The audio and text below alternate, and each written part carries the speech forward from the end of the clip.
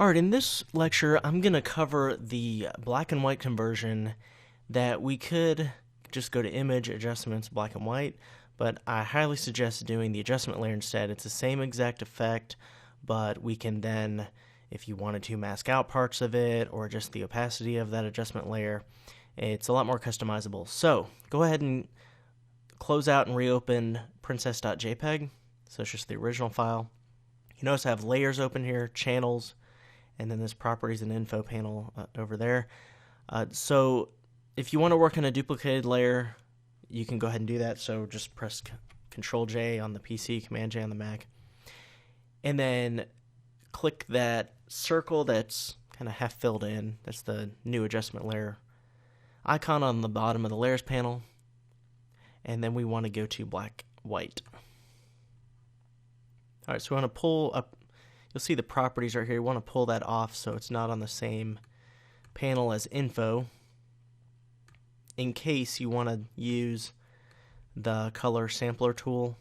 You know, if you wanted to click in 4 areas around here to monitor the levels of the tone in there.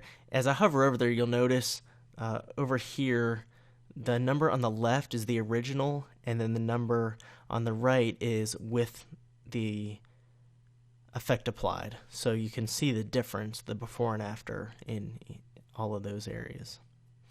So the cool thing about this, it's a lot more customizable than, for example, some of our earlier techniques of just going to desaturate or bringing the saturation all the way to the left in the hue saturation panel. If you look at reds, you notice her hair's red, so, and you can click the icon before and after throughout this, but if you go to the left, it's going to make it a lot darker. Go to the right and make it a lot lighter. And it will affect other areas as well, though. Alright, so you can go like that. You can affect how much the yellows are in there, how much the greens. If you go way the left, way the right, it doesn't affect much. I'll just kind of keep it in the middle, but the greens are only affecting here and here, kind of on the outskirts, and you would not want to blow it out like that. It adds that kind of grainy look. Go way the left, it just gets completely black, so I suggest keeping that in the middle. This one, a little bit in her eyes are affected, but you can really overdo it, say like that. So it's meant to be a subtle effect, and you can see something like that. And if you look up right below the X up here, if you click that, you can actually save this if you like this effect, save black and white preset. Then next time you open it, it would be listed down here. So you can add a custom effect. It would just record your levels for all of these hues. And if you ever want to reset to the adjustment defaults, you can click that there. And you can also delete the adjustment layer.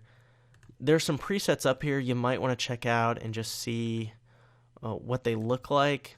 But chances are we're going to really need to customize, red filter, yellow filter, not going to work for this photo, maximum white. So it just depends on what kind of look you're going for. But it gives you a lot more customizability with all these areas. If you hit tint, what that is if you just wanted like a sepia tone instead of just a black and white. It would just be kind of a sepia tone or a tinted photo. You can also see this little scrubby little icon here.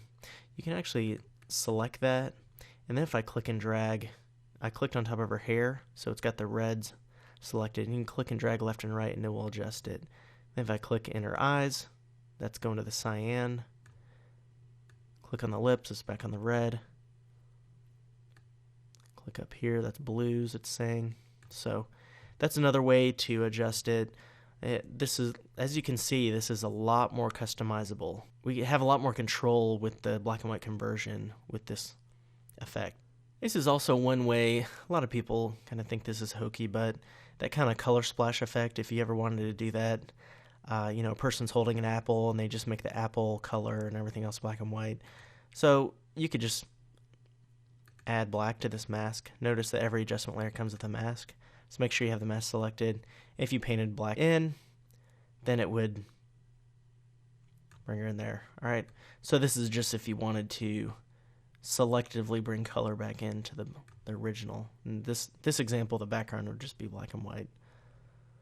So that's the black and white adjustment layer. In the next lecture, I'm going to cover the channel mixer adjustment conversion.